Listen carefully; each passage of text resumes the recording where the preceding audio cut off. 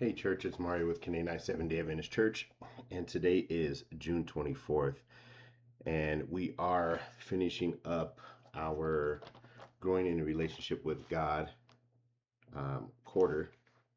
We have a couple days left. Today is Wednesday, and today's lesson is called Follow the Lamb. Um, Follow the Lamb is about a powerful promise that God will swallow up death forever, wipe away tears, and remove the shame of his people, right? Um, Following the Lamb lets us know why Jesus was sent here. It reminds us that following the Lamb means trusting God through every season, knowing that his final promise is victory, comfort, and restoration, even when we don't know where we're following him to, right? Even though we can't see all the way what's ahead of us, if we're following the Lamb, we know that following him is going to lead us exactly where we need to be. So instead of trying to focus on where the path is leading, focus on the one who is leading us on the path. Let's pray. God, thank you for waking us up today, and we just ask that you forgive us for our unfaithfulness, forgive us for our doubts, and forgive us for our fears. Thank you for blessing us the way that you do. Please keep our hearts and our minds and our ears open to your word and to this lesson today. Thank you for your wisdom to be able to understand it, and just thank you for fellowshipping with us today. Please give us the words to say and the thoughts to think. In Jesus' name we pray. Amen. Follow the Lamb. Have you ever been asked what you're most looking forward to in eternity? A child might say riding a tiger, or sliding down a giraffe's neck, or flying to different planets. If you were to ask a teenager, they might say not having to do any more schoolwork, or exploring heaven with my friends without getting hurt. And if you were to ask a group of adults, they might say being in a place where there's no more pain, suffering, or death, or being reunited with loved ones. All of these responses are good and true, and there is so much to look forward to in the new heaven and the new earth. Eternity burns with our hearts, and intrinsically, we know there must be something more to life than the here and now.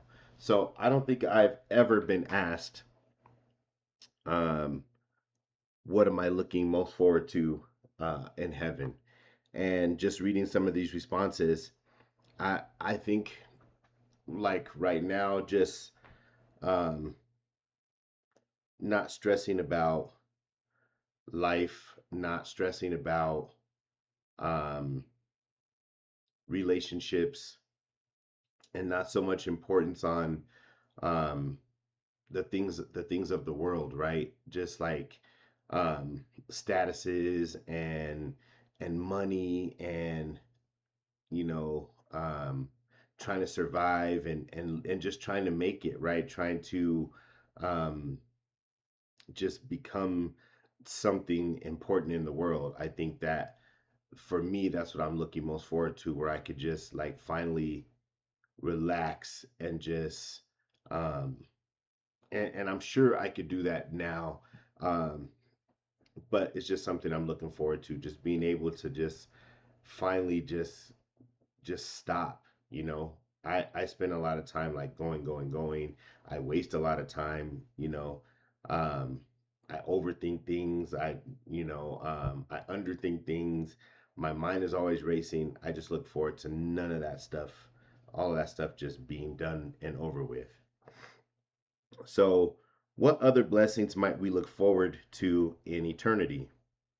Read Isaiah 25, verse 8, Revelation 7, verse 17, and Revelation 21, 4.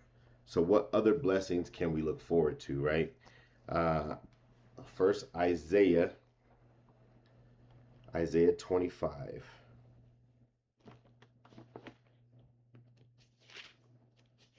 Isaiah chapter 25, verse 8. Okay, Isaiah chapter 25, verse 8 says, he will swallow up death in victory, and the Lord God will wipe away all tears from all faces, and the rebuke of his people shall he take away from off all the earth, for the Lord hath spoken it. Okay, so in this situation, we can look forward to death gone, right? Death is swallowed up in victory, and no more crying, right? And the rebuke of his people shall he take away. So there won't be any more need for God to rebuke us because we have made it, right? We have given up our old character and put on the new character, and there's no reason for God to rebuke himself, right? Because now we all look like him, all his children all look like him. So that we can look forward to. Now we can go to Revelation chapter 7.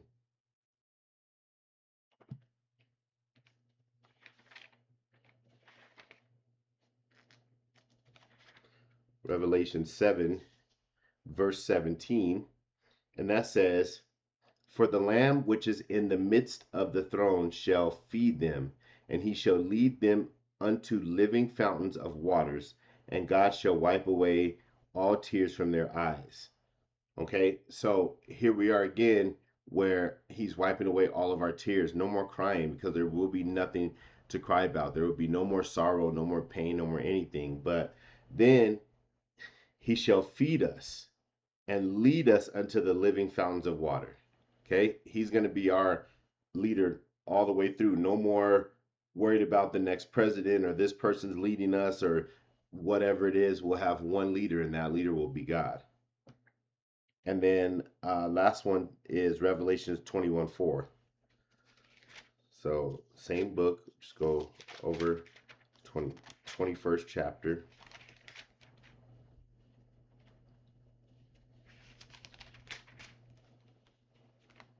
"And God shall wipe away all tears from their eyes, and there shall be no more death, neither sorrow nor crying, neither shall there be any more pain, for the former things are passed away."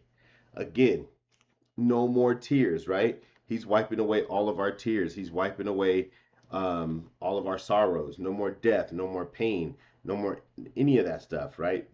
That's a huge blessing to look forward to.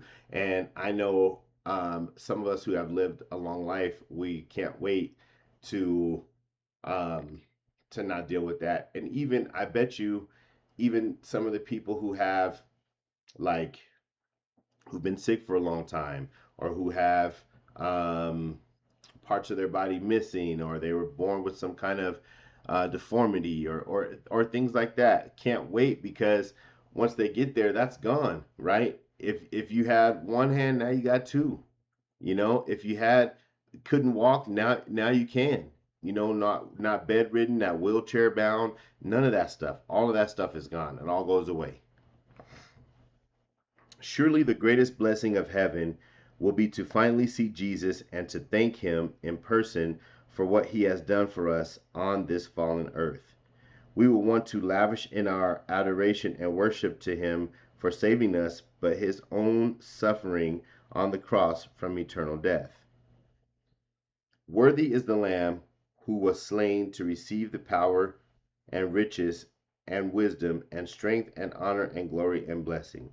And that's Revelations 5, chapter 12. Worthy is the Lamb, right? Worthy is the Lamb that put his life on the line for us so that we can spend eternity with him. John the Baptist introduced Jesus as the Lamb of God. Two of John's disciples heard this statement and followed Jesus. And Revelation 14:4 tells us we should do the same. These are the ones who followed the Lamb wherever he goes. However, if we want to follow him in heaven, we must first follow him here on earth. And that's what's important. And a lot of people I know there's a lot of people that don't believe that. You can't just do whatever you want and get accepted into heaven. That's not how it works. If you're not following him right now here on earth, then you won't make it to make a choice to follow him in heaven. It's not a thing. It's no such thing. We know that it's common sense when we even when we teach our kids, if they're not listening to us while they're young, we know we can't tell them anything once they get older, right? It's even harder for them to listen to us. So you think God wants to take people to heaven who are not listening to him now? No, it wouldn't make any sense. It wouldn't make sense to be like, okay, you don't have to listen to me now, but once we get into heaven, you better start listening. Nope, you won't make it. Jesus, the Lamb, is also our shepherd, guiding our paths as no other can. This is so reassuring for us as we struggle through the hard times that we find ourselves in, but Jesus will never stop leading us, even in heaven.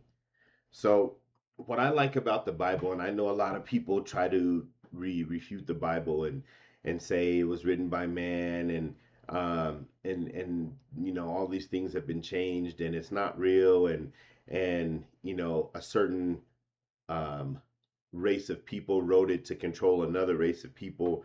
There's all kind of things out there, right?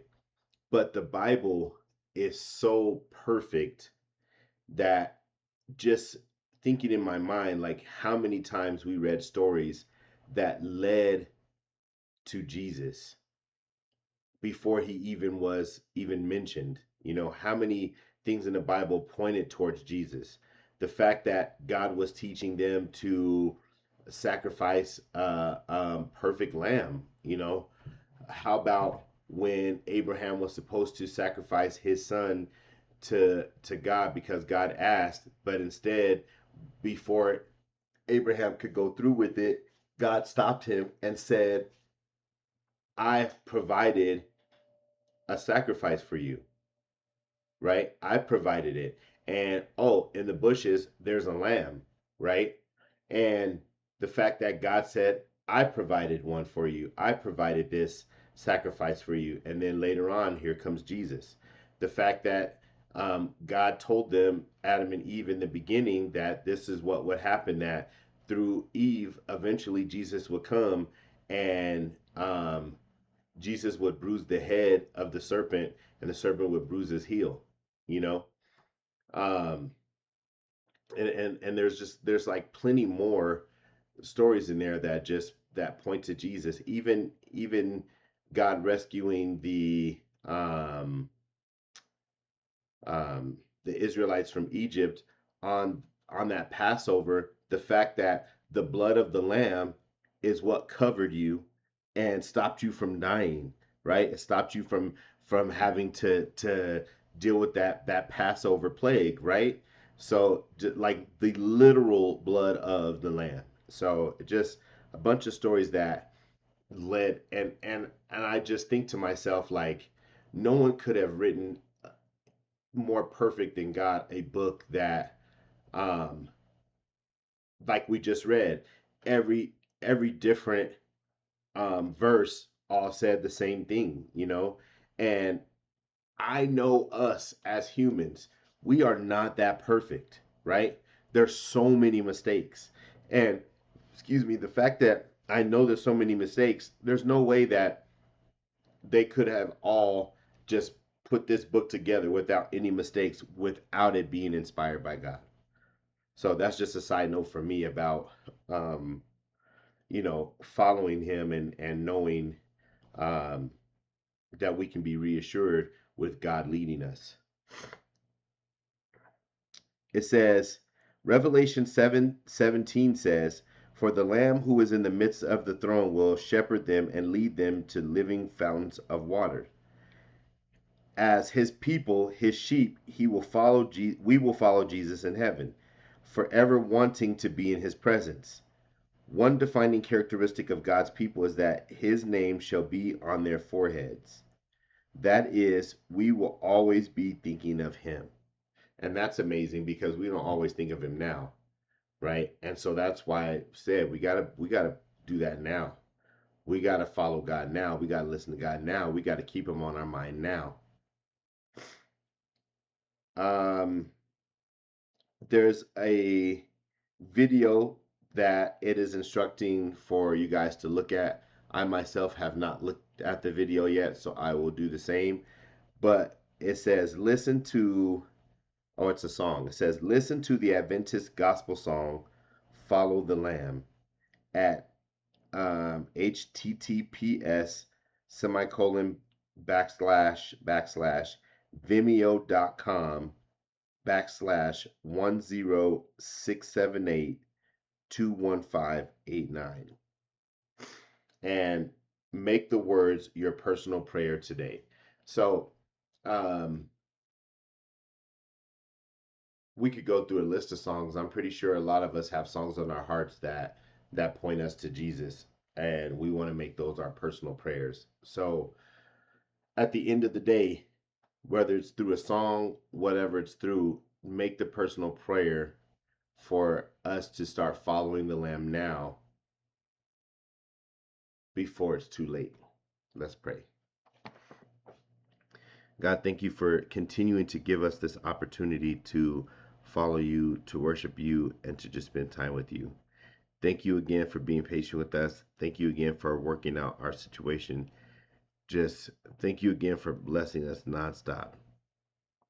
We thank you that there's still a chance that we can pick up your word and read it without someone trying to stop us and without someone trying to kill us or put us in jail. So we're thankful for that hasn't happened yet. So we ask you to weigh on our spirits and give us the courage to dive headfirst into following the Lamb that you sent, and let us dive headfirst into being exactly and doing exactly what you created us to do and be. And then we ask for all these things in Jesus' name. Amen. Till next time, church.